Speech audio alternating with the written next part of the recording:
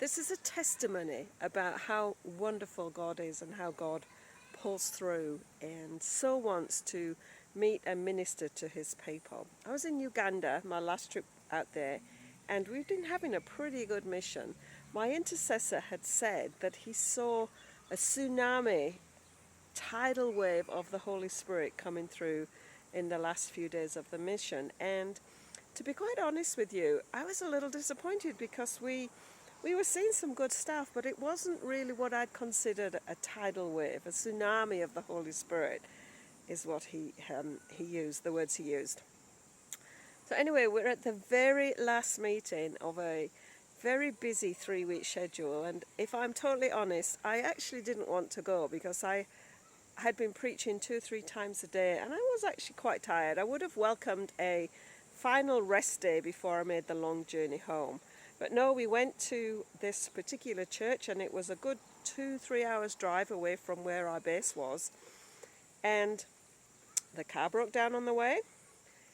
That was another miracle that got sorted out for us. And we got there, and we were in this small structure. It wasn't really a church, but lots of people had turned up. There was like, I don't know, a couple of hundred people and probably as many children, all excited to see me.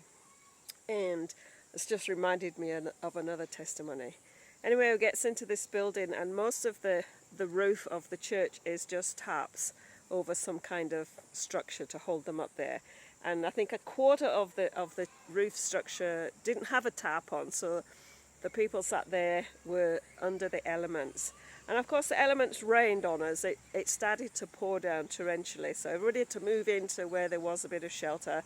And all the kiddies that had been outside came in. So the church area was absolutely chocker full of people all over the place. Now, one of the things that God has had me do in most of my mission trips is to actually get people baptized in the Holy Spirit. And I go through a series of teaching about the Holy Spirit's gifts, and then I run through a ministering to people individually to receive the baptism of the Holy Spirit and their speaking in tongues. And it's been pretty powerful. So I'm sat there and I'm bringing my message, and I'm thinking, how am I going to do this? Because there's just so many people here. There's hardly any room to move. Anyhow, I thought, well, I feel that's what you're calling me to do, God. So I just started to do the process. And of course, everybody moved the chairs out of the way and got themselves lined up, got organized, because they were hungry. They were hungry for a touch from God. And the first thing I did was I made an altar call for those that wanted salvation, and three people came forward, 2 older ladies and a young girl. And immediately I started praying for them. This young girl just fell out and she started manifesting. So she was picked up and carted out, and people prayed for her.